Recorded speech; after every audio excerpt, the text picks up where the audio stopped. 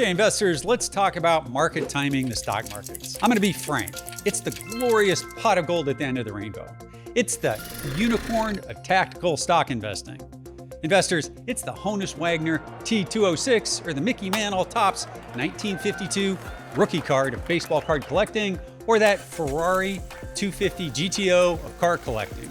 For our female followers, it's that black crocodile Hermes Birkin bag. In other words, in the world of investment management, it's often looked at as the holy grail of investors. But few investors, particularly those in the retail investing world, have the skill set or emotional fortitude to achieve it successfully. I mean successfully more than once, because if it's successfully done once, while profitable, I'd argue that most likely it was luck over investing skill. The quote I often see is, "Time in the market beats timing the market," was attributable to Ken Fisher, the founder of Fisher Investments, the largest independent RIA in the country, with assets under management nearing $300 billion with a B. However, many other prominent investors and money management firm executives before him had messaged similar opinions. Before Ken Fisher, Peter Lynch of Fidelity fame around 1995 said, "Far more money has been lost by investors trying to anticipate corrections than lost in corrections themselves." Jack Bogle, the founder of Vanguard, never once to mince words on his opinion, said, "The idea that a bell rings to signal when to get into or when to get out of the stock market is simply not credible." And of course, then there's Warren Buffett, has been very vocal on this subject many times during his career, going so far as to say the only value of stock forecasters is to make fortune tellers look good. I guess he didn't want to disparage economists or weather people either. Overall, I have to agree with them. Why? Just look at our video last weekend entitled "The Most Hated Bull Market Ever," or the week before, "The Great Reset and What It Means for Your Money," and total up the returns you would have missed out on if you were scared out of stocks during some event over the last decade or 15 years. Before I continue, if you're new to this channel or enjoy this content but haven't subscribed yet, please click on the subscribe button and set up the notification bell so you will be notified when we upload our latest content. I've been Chief Investment Officer here at Oak Harvest Group for about 7 years, and I want to look in the rearview mirror for a second and see all the events that have transpired just in that period and the returns an investor in the overall S&P 500 would have missed out on had they been shaken out during the major events that have happened. This isn't to say that one can't optimize additional investments into the market, but emotionally investing, which usually means getting FOMO or fear of missing out when stocks are rising parabolically, or emotional and selling stocks when they're down and volatility is high, is not the best additive investment program. Here's a chart on the cash S&P 500 for the last 7 years with as many meaningful events as I could recall and their timing circled. So looking back in time, many investors I know claim they long for years like 2017. Back then, post Donald Trump being elected in late 2016, the S&P 500 didn't fall more than 1% after August 2017 and didn't drop more than 4% since the presidential election as investors bid up stocks in advance of the passage of the Trump tax plan, which wasn't even signed until late December 2017. Had you waited until it was passed, you missed most of the move up, because come late January 2018, the market peaked, and on the back of talk of a looming China trade war and tariff war, setting off what has since become known as Volmageddon during February of 2018, when the S&P 500 dropped almost 12% in less than a month. Post-February 2018, the markets recovered the better part of all their losses over the next 8 months into the fourth quarter of 2018, but they fell again as Jerome Powell made comments about continuing to raise interest rates, and he caused an almost 20% down move into Christmas Eve 2018. Back then, during Christmas Eve in 2018, that was our first audio stock talk, and we recorded and released it at that time to try to calm our clients' nerves and detail what we were thinking about the market direction from then on.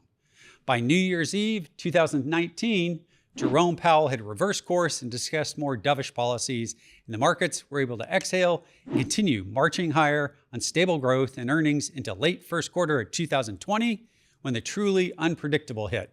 That was the COVID pandemic. Back then, during COVID, global economies were shuttered and the S&P 500 dropped its almost spot-on recessionary down move of minus 35% in less than a month before global central banks and fiscal spending came to the rescue to jumpstart and reinvigorate the economy.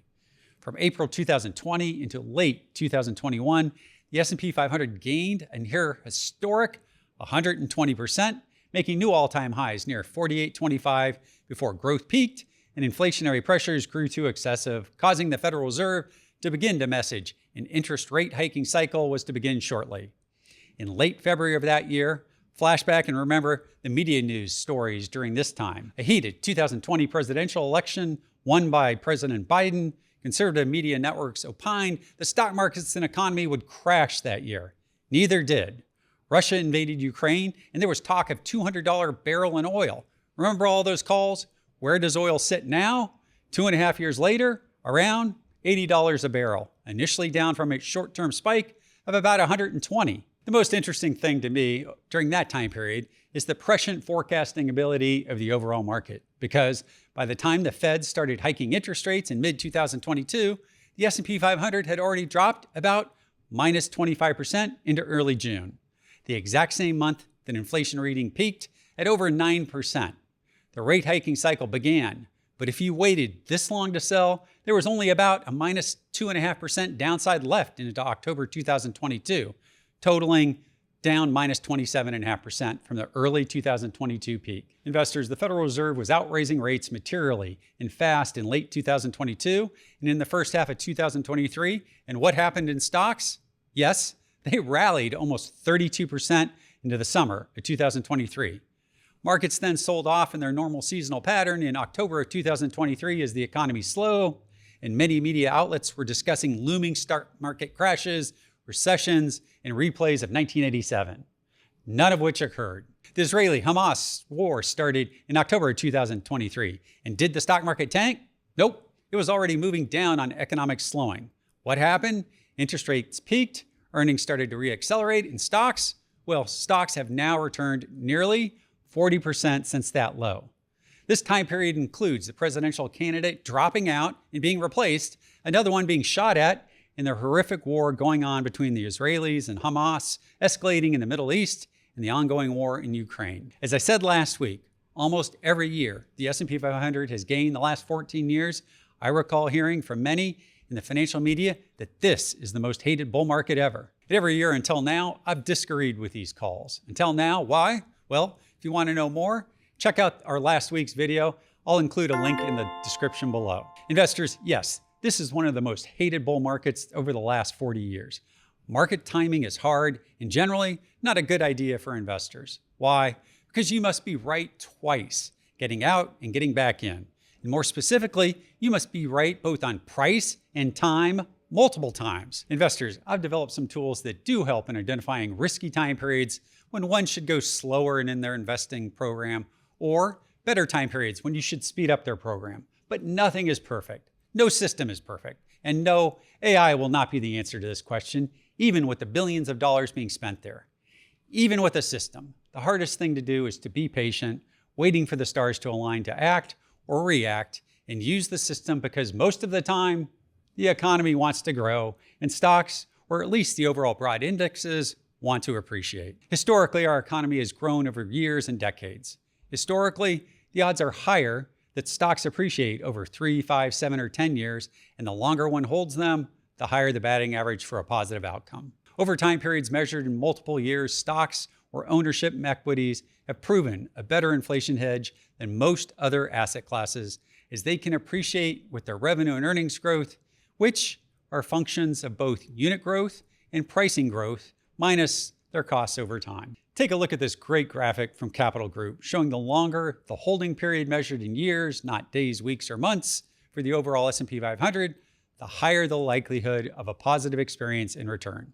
This is 96 years of investing through 2023. Looking back in time, the economy shrunk in the first half of 2022 on a real GDP basis, and earnings growth in the S&P 500 went from plus 15% to start the year to almost minus 10% year to year to end 2022.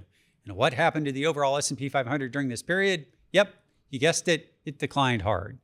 But overall, we're still in a secular bull market, warts and all, wars and all, presidential elections and candidates and all, mistakes by politicians, COVID lockdowns, China slowdowns, quantitative tightening, bank runs in California, office real estate crashes, and all a secular bull market. Take a look at the 10-year chart of the S&P 500 during the ongoing secular bull market. Up and to the right in a channel, I stripped out the overshoot in 2021 and the undershoot during the COVID crash. But this is a secular trend so far. Many investors who panicked out back then have yet to get back in the market because shorter-term interest rates have risen and they feel fine with a lot of their money earning around 5% relatively risk-free. However, after we experienced the earnings recession in the first half of 2022 and the economy got back on their upward trajectory, stocks have appreciated higher. That's why, the vast majority of time, I have to agree with many of the legends. Time in the market trumps market timing. Investors, if you're uncomfortable with the wider range of possible equity outcomes, the Oak Harvest team has launched a new strategy that retains the ability to go long stocks, short stocks, as well as buy partial hedges and shock absorbers for a stock portfolio. You can go to our website, oakharvestfunds.com, and find information on this new strategy of ours. From the whole team here, from Eric behind the camera and myself, have a great weekend.